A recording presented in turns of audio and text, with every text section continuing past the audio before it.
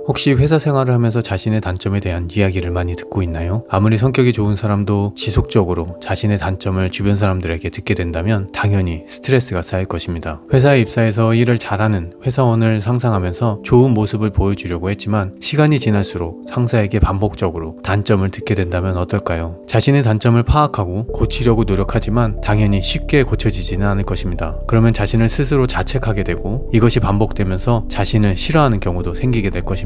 오늘은 이렇게 자신의 단점을 고치려고 노력하지만 노력한 만큼 효과가 없어 스스로 실망하신 분들을 위한 영상을 준비했습니다. 영상을 끝까지 보신다면 해결책을 찾을 수 있을 것입니다. 스스로 자신을 낮추는 성향인가?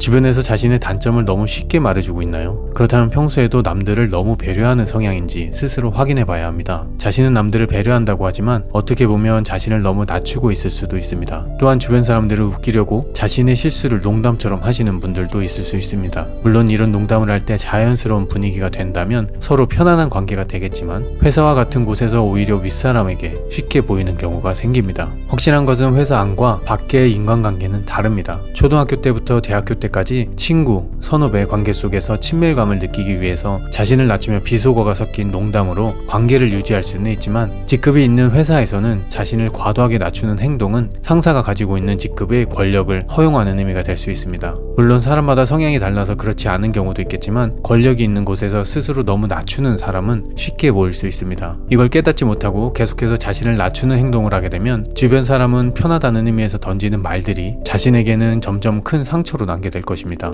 이렇게 자신을 너무 낮추는 성향을 개선하고 싶은 분들은 자신을 돌아보면서 스스로 자신을 비하하고 있는지 확인해 봐야 합니다. 작은 실수에도 자신을 크게 탓한다던가 너무 높은 목표를 만들고 그것을 지키지 못했을 때 스스로 좌절감을 갖는지 확인해 보세요. 이를 개선하기 위해서는 회사 생활하면서 느꼈던 감정들을 일기에 적습니다. 그렇게 적은 감정 중에 자신을 너무 낮추는 행동이 숨어 있는지 찾아보세요. 대부분의 사람들은 자신의 감정을 잘 알고 있다라고 하지만 일기를 쓰면 쓸수록 깊게 숨어있는 자신의 자의식을 찾을 수 있을 것입니다. 그렇게 자신을 너무 낮추는 행동에 대한 감정이 자신을 탓하거나 비하하는 감정일 경우 그 감정을 긍정적인 내용으로 바꿔보세요. 예를 들어 상사에게 질문을 할 때 이건 아마 좋은 아이디어가 아닐 거예요. 그냥 제 생각일 뿐이에요 라고 말하면서 자신의 생각을 전달할 때 내면의 생각은 내 아이디어는 충분한 가치가 있지 않아. 다른 사람들이 내 의견을 비웃을지 몰라 라고 생각할 수 있습니다. 말이 안 되는 것 같지만 일기를 쓰면서 내면의 생각을 알아보면 평소에 몰랐던 자신의 생각을 찾을 때마다 놀라실 수 있습니다. 내가 이런 생각을 갖고 있었다고? 라고요. 자신의 행동의 대부분은 이런 내면의 생각, 즉 그 생각으로 만들어지는 감정으로 결정되고 있습니다. 이런 부정적인 내면의 생각을 내 아이디어는 독창적이고 가치가 있어. 다른 사람들도 내 의견을 들을 가치가 있다고 생각할 거야. 라는 긍정적인 말로 바꾸어 적습니다.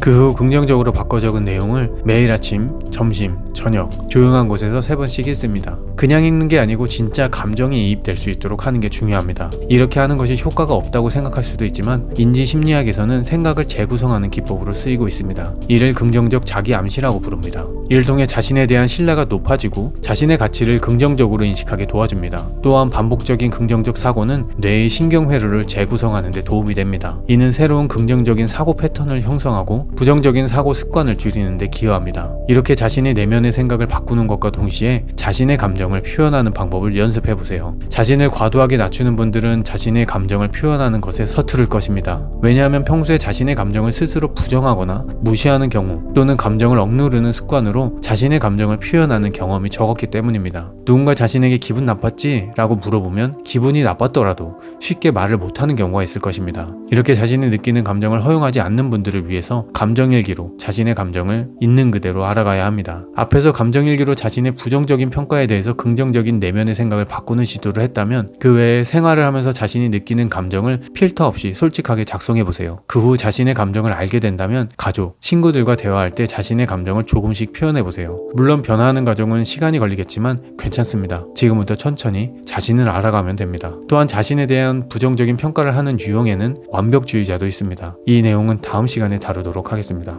항상 여러분의 삶을 응원합니다. 감사합니다.